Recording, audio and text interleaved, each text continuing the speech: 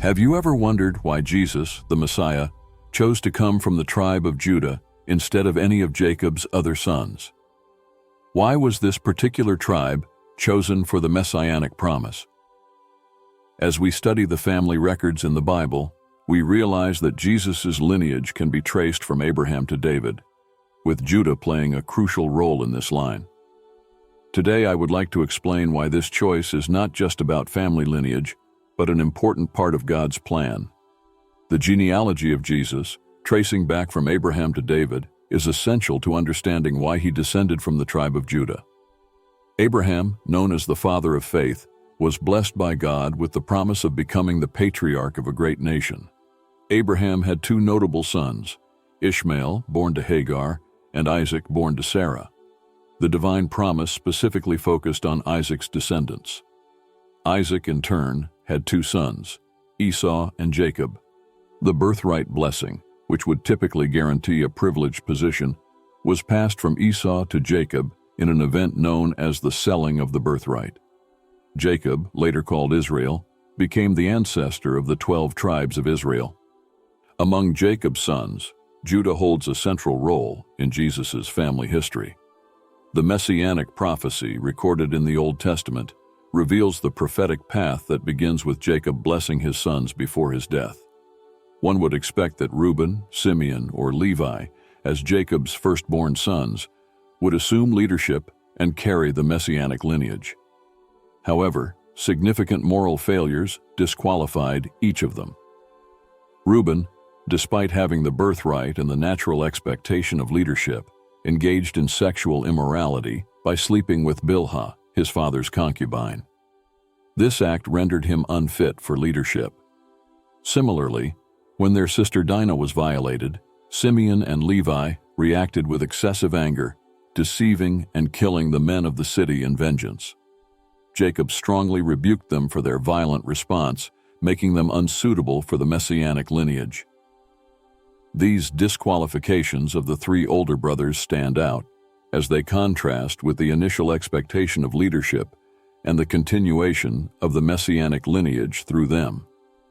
In this context, Judah, despite his own mistakes, was chosen to play a central role in Jesus' genealogy.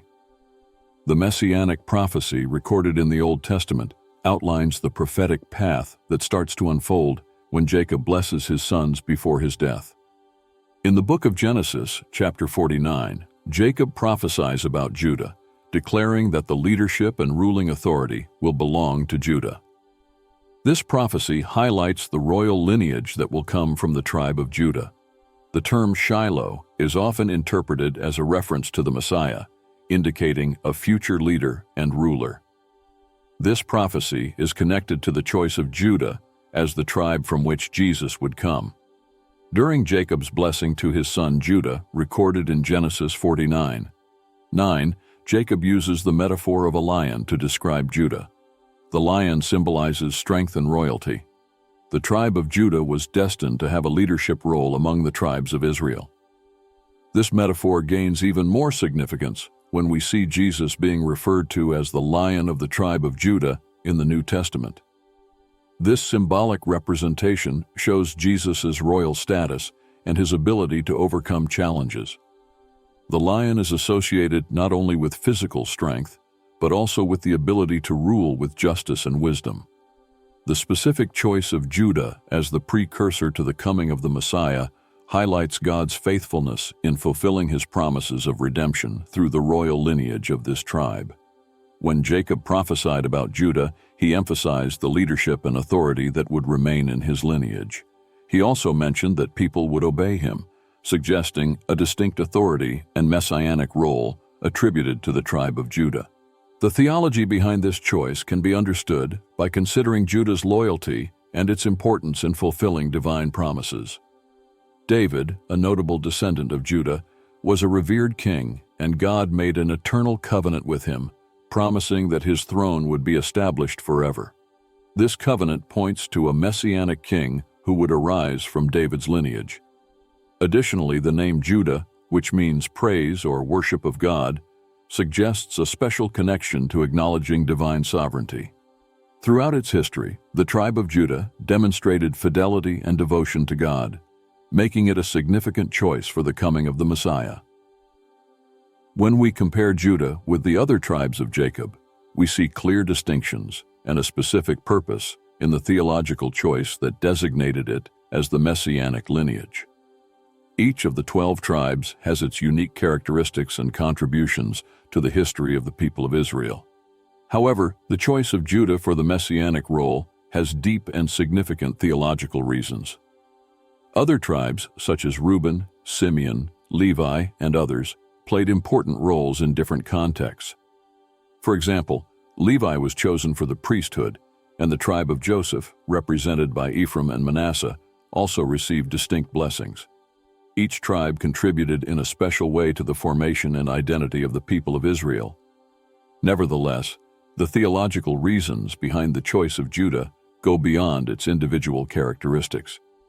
When pronouncing his final blessings upon his sons, the patriarch Jacob highlighted specific aspects of Judah that would make him suitable for a unique role in the history of redemption.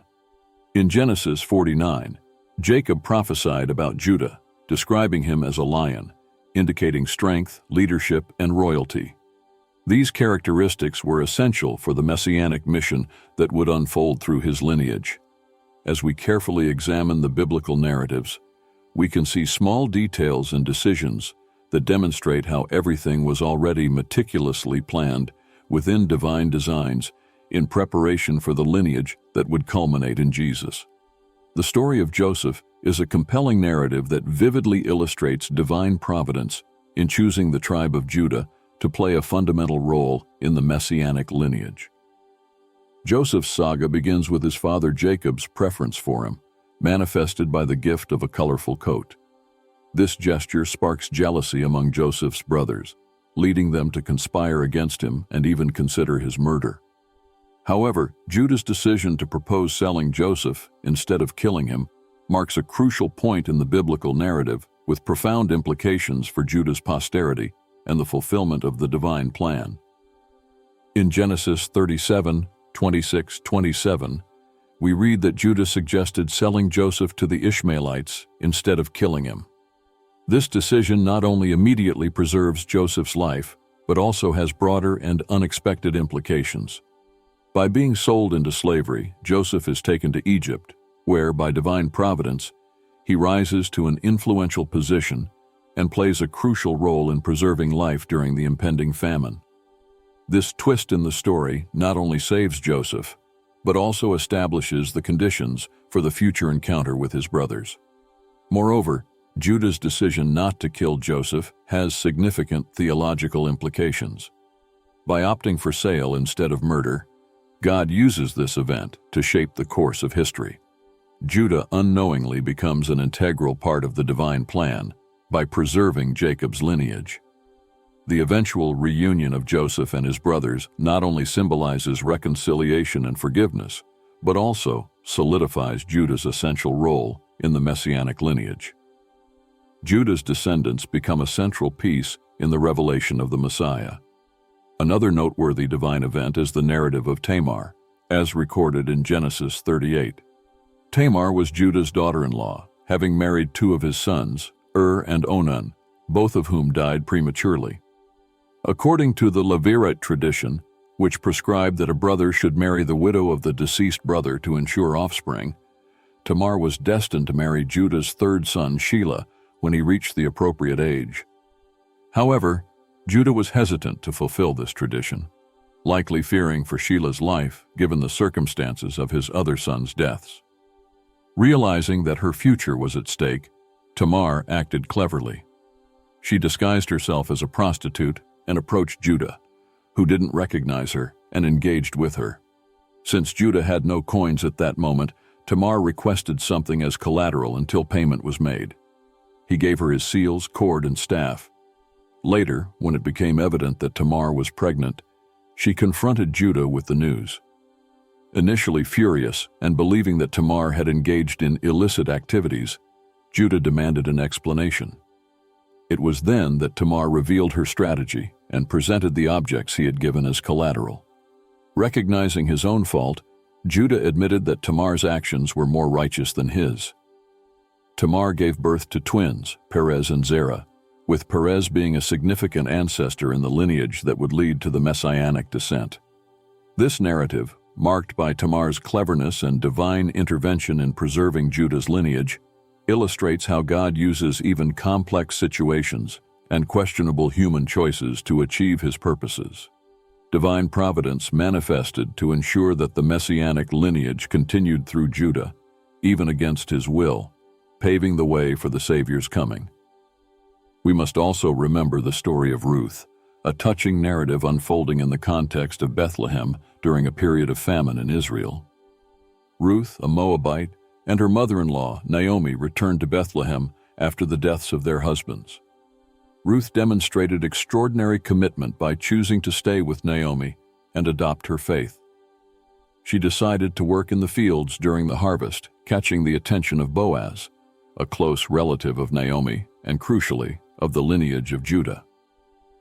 Boaz, a just and generous man, showed compassion for Ruth and instructed his servants to treat her well and allow her to glean more abundantly. The turning point occurred when Naomi advised Ruth to act according to the laws of redemption and levirate marriage from the Old Testament. These laws allowed a close relative to redeem the property and marry the widow of a deceased relative to preserve the inheritance. Boaz, following the established laws, assumed the role of redeemer. The subsequent union of Boaz and Ruth reflects divine providence. This specific choice in Judah's lineage proves significant in light of messianic prophecies and the theological importance of this tribe. After the deaths of their husbands, Ruth could have gone her own way and not accompanied her mother-in-law, Naomi. However, God's plans were already set, and Ruth's story vividly demonstrates how God guided seemingly ordinary events to fulfill his greater purposes, paving the way for the Messiah's coming. The relationship between Boaz and Ruth not only blessed their lives, but also contributed to the divine plan of redemption and reconciliation. In addition to these stories, we should remember the promise of a Messiah given to David, which also emphasizes the importance of the tribe of Judah. When we look at the genealogical records in the Gospels of Matthew and Luke, we see that Jesus' lineage can be traced back to David and consequently to Judah.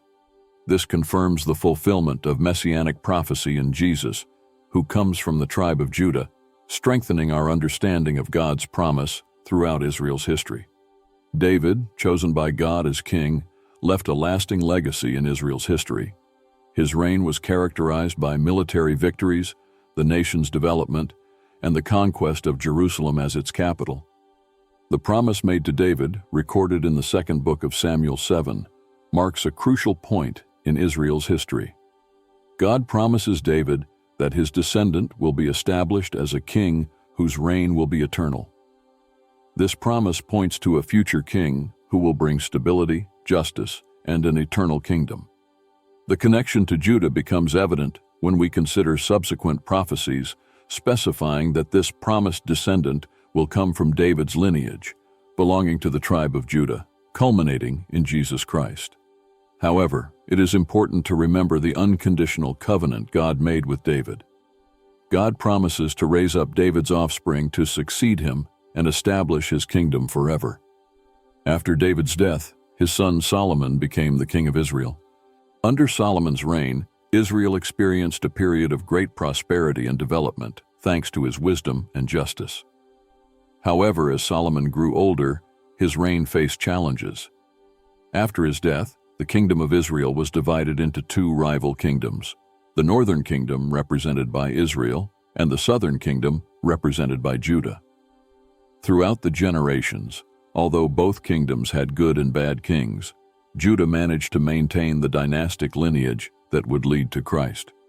During the invasion and subsequent exile of the Assyrians, the apostate northern kingdom of Israel was completely destroyed, resulting in the disappearance of 10 of the tribes from history.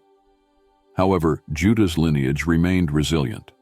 Among Jacob's 12 sons, Judah emerged as a remnant, keeping alive the spark of divine leadership. This scenario, as predicted in the prophecies, confirmed that the scepter of leadership truly resided in the tribe of Judah. By choosing Judah, God not only fulfilled the prophecies, but also established a solid foundation for Jesus' mission on earth. The lineage of Judah symbolizes the continuity of the promise of a Redeemer, and the fulfillment of these prophecies in Jesus Christ reveals the magnitude of divine love and wisdom. As we understand Judah's choice, we are led to contemplate the greatness of the divine plan and recognize God's sovereignty in the trajectory of redemption. I hope you enjoyed today's content. If you've made it this far, please consider leaving a like, subscribing to the channel, and clicking on one of the 2 videos that will appear on the screen to continue following us. Thank you, and may God bless you. See you soon.